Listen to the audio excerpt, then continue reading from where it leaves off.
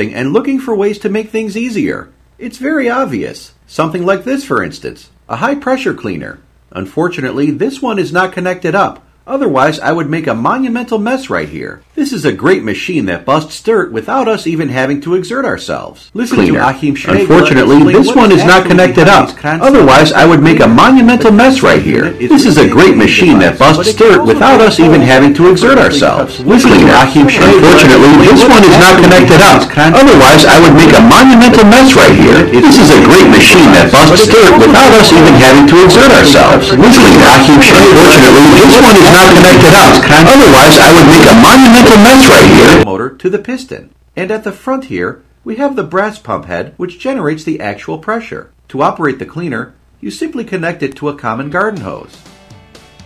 Extremely high manufacturing precision is required for the cleaner to work effectively later. A device consists of 350 individual components. Computer-controlled machines cut the metal components to the exact millimeter, like this brass pump here. If the openings for the valves are too tight or too wide, the correct water pressure will not build. Also, if the swash disc is not milled to the precise millimeter, the cleaner will not reach the necessary pressure, regardless of how much water goes into the device.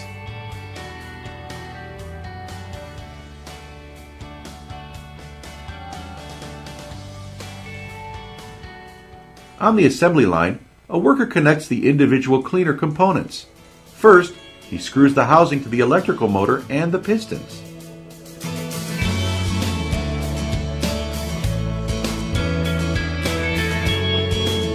Then he mounts the springs that move the swash plate and fastens them. Because the pistons are sitting in oil, this chamber must be totally sealed.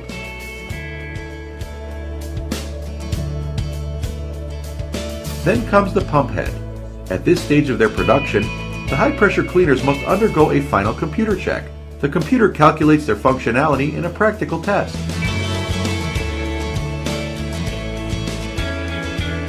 All pressure-related technical values, such as the water volume and the pressure, are measured. At this point, the device is checked to ensure that absolutely everything is tightly sealed.